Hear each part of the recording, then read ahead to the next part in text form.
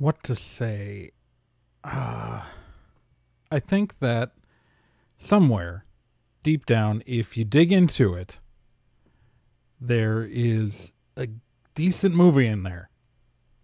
If we cut out about like a third of the film. Yeah, just about that.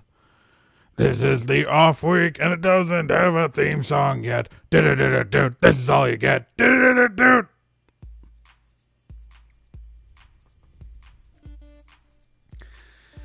And welcome to the off week, the show we do here at Nerd and Tie. Any week we're not doing a full episode of the podcast. I am your host, Trae, and normally this is a scripted show, but because we're not doing a special for Batman versus Superman because of the holiday, we're gonna review it here in the off week because of things that make sense to us, and because I just saw it last night. This episode's going to be unscripted and off the cuff because I feel like it. So I went out and saw Batman vs. Superman last night. This is going to be a largely spoiler-free review, but there are going to be some minor spoilers. I'm going to leave out the big stuff, but my first thoughts about this movie is that the first hour is one of the most boring hours of cinema I've had to sit through in a really long time. Like, I think that is the key takeaway to this movie, is that if you can power through the first hour of the movie, the following hour and a half, so the first hour is really boring, the half hour after that is okay, and then the last hour is very entertaining. But if you got to sit through an hour and a half, 90 minutes of movie before you get to the good stuff, I think there's some problems with your film, Zack Snyder. The good points, hit him right off the bat here.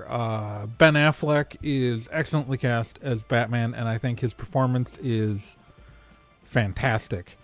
Zack Snyder doesn't know what to do with Superman, but he knows what to do with Batman, and so we get kind of the crazy Dark Knight Returns Batman, which, while it's not my favorite interpretation, a lot of people like it, and it's, I think, a very accurate depiction of that Batman, so I enjoyed it on that level.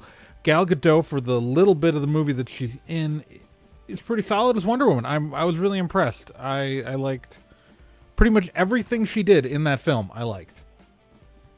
I have zero complaints about Gal Gadot as Wonder Woman. Really dug it. So Ben Affleck was given material to work with and did a good job.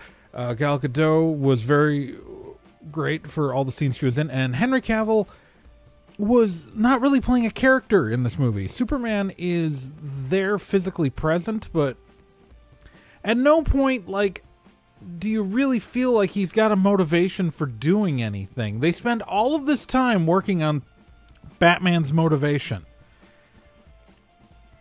They really don't spend any time with Clark as a character, making us understand his point of view and getting into why he's doing anything beyond just because I'm Superman. And so I think Zack Snyder really, as a director, misses the core of anything because he doesn't even bother trying to do it. It's just very surface level. Superman is there. That's why he's in the title of this movie. Not because of anything he's actually doing. So, there's that. But to go back to some other stuff, I think you could cut a full hour out of this. It's a 2.5 hour film. And a good 2.5 hour movie, I don't ever feel bored. When I watch the extended cut of a Lord of the Rings movie, I don't feel bored watching that movie. I don't sit there going, is something going to happen? But on the other hand, the 2.5 hour Batman vs. Superman is just puzzling. All of the dream sequences can just go. I understand that Snyder thinks he's setting something up, but they really just end up feeling incongruous to the story, and I just don't understand why they're there. I mean, I get why he thinks they should be there, but they shouldn't. Just cut it. Cut it. I also feel like one of them, like, I feel like you can tell that based on the premise of one of the flash forwards, that it's supposed to be that if Batman makes a different choice later in the film, that alternate future will happen. But I feel like the way that later scenes play out, that the message he's given in that earlier sequence, that Batman's given in that earlier sequence, doesn't match with what actually happens later. So I think a script change happened and no one bothered changing the earlier scenes.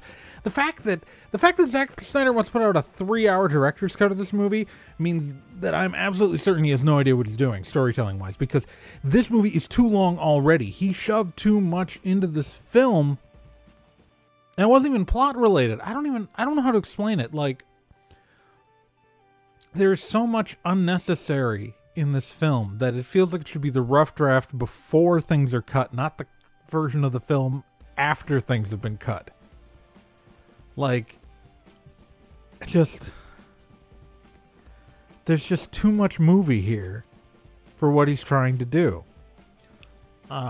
So even though it gave us a really cool version of Batman and a really cool version of Wonder Woman and a really dumb version of Doomsday, and okay, I don't understand the hatred for Jesse Eisenberg's Lex Luthor, because I actually kind of liked him.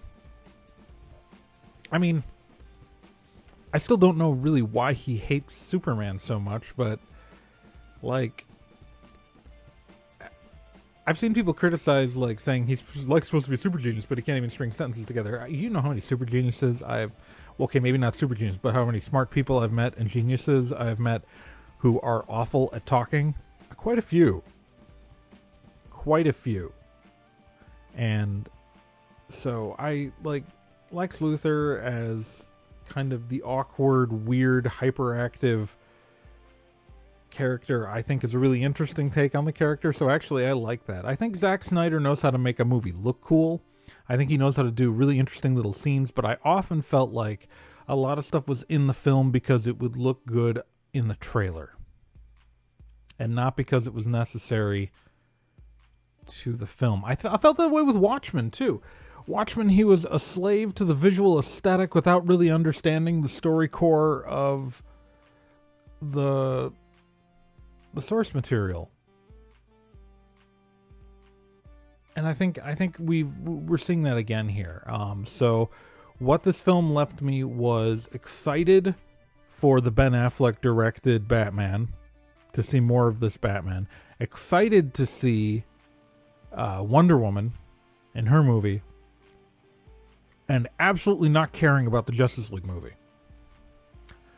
And not because I don't want to see more of these versions of the characters, but I don't want to see Zack Snyder driving the boat. I just really don't want to watch that anymore. So, should you go see it if you haven't yet? I mean, it looks really cool on a big screen. Just know you're going to be really bored for like the first hour and a half of this experience. And then you'll get a really cool bunch of fight sequences at the end. Because Zack Snyder can do action. He just can't tell a story around it. Again, I feel like so much of this could have been fixed in the edit bay.